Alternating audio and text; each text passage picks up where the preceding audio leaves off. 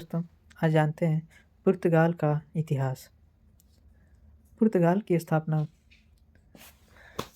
1143 ईस्वी में हुई थी, जो जमूरा की संधि पर हस्ताक्षर का वर्ष था। पुर्तगाल के पहले राजा डी अफोंसो हेनरिकेस और लियोन और कैस्टिले के अल्फोंस 7 द्वारा सहमत संधि ने पुर्तगाल को एक स्वतंत्र राज्य के रूप में मान्यता दी। 1179 में पोप अलेक्जेंडर तृतीय द्वारा उस स्थिति की पुष्टि की गई। 12वीं और 13वीं शताब्दी के दौरान पुर्तगाली राजाओं ने सीमाओं का विस्तार किया तथा एलगर्वे पर विजय प्राप्त की, जिससे यह क्षेत्र आज तक लगभग अपरिवर्तित बना रहा। अपनी सीमाओं को परिभाषित करने के बाद पुर्तगाल ने अपने अंदर झांकना शुरू कर दिया। 13वीं शताब्दी के अंत में राजा डिनिस ने प्रतिष्ठित कोइम्ब्रा विश्वविद्यालय की स्थापना की, जो यूरोप के सबसे पुराने विश्वविद्यालयों में से एक है। सबसे महत्वपूर्ण केंद्रों में महल और गिरजाघर बनाए गए, क्योंकि क्षेत्रीय प्रशासन मजबूत हुआ। 1385 में एक लोकप्रिय आंदोलन के बाद डी जुआओ प्रथम को प्रशंसित राजा बनाया गया। इस प्रकार दूसरे राजवंश की शुरुआत हुई। डी जुआओ और डी फिलिपा डी लैंकास्टर के बेटों की लुइस वास डी कैमोस द्वारा महान राजकुमारों की एक महान पीढ़ी के रूप में प्रशंसा की जाएगी। उनके मानवतावाद, शिक्षा और शासन कौशल, उनमें से एक को इतिहास में दूरदर्शी और नेता के रूप में जाना जाता है, जिसने मानवता के सबसे महान साहसिक कार्यों में से एक को संभव बनाया। हेनरी द नेविगेटर के नाम से भी जाने वाले इन्फेंट डी हेनरिक के प्रोत्साहन के कारण पुर्तगाली कैरवेल ने समुद्र पार किया। उस समय के सर्वोत्तम वैज्ञानिक और व्यवहारिक ज्ञान का उपयोग किया।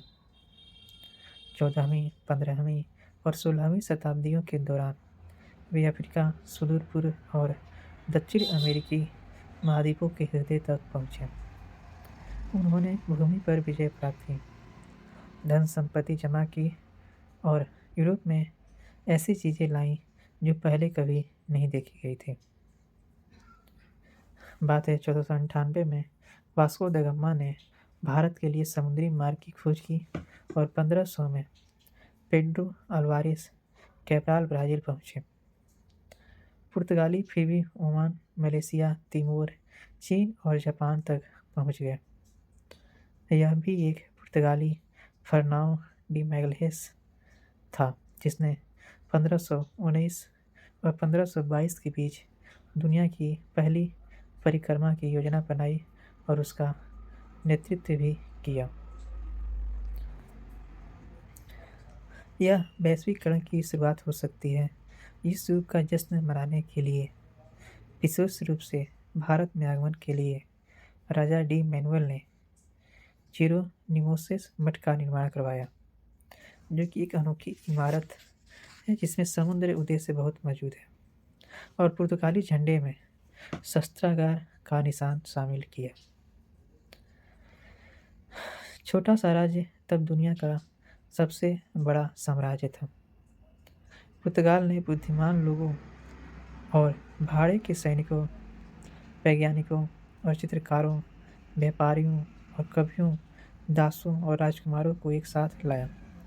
ऐसी शक्ति और धन ने अन्य लोगों की ईर्ष्या को जगाया और युवा राजा डी सेबेस्टियाओ की दुखद मृत्यु के बाद उत्तरी अफ्रीका में अल्कासर क्विम्बिन में एक लड़ाई में परिणामी खाली सिंहासन पर स्पेनिश राजाओं ने कब्जा कर लिया, जिन्होंने 60 वर्षों तक दोनों राज्यों को एक ही सरकार के तहत एकजुट किया।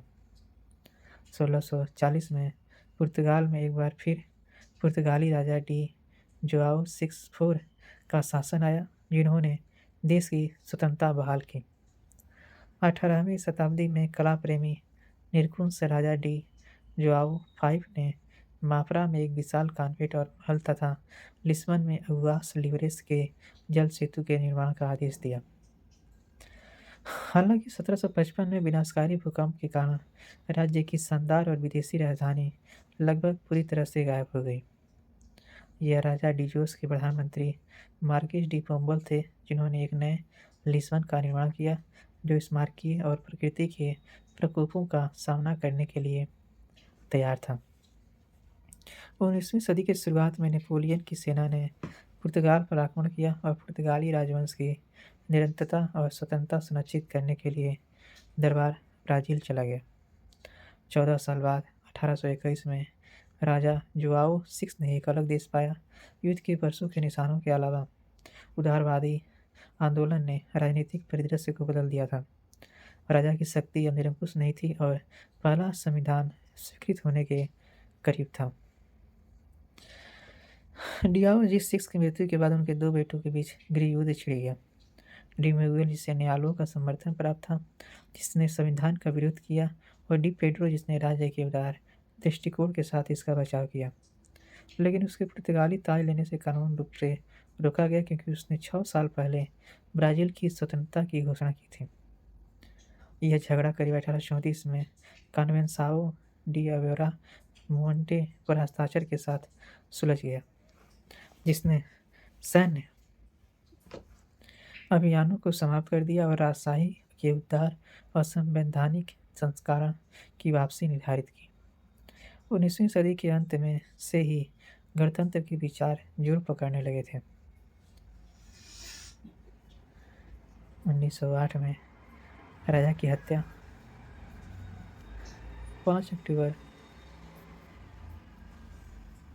1910 की क्रांति के बाद एक गणतंत्र की स्थापना हुई। डी मैनुएल द्वितीय पुर्तगाल के अंतिम राजा थे और टेओफिलो बागरा पहले गणतंत्रीय राष्ट्र अध्यक्ष थे। मैनुएल डे अरियागा पुर्तगाल गणराज्य के पहले निर्वाचित राष्ट्रपति थे। एक मुश्किल दौर और प्रथम विश्व युद्ध में पुर्तगाली भागीदारी के बाद एक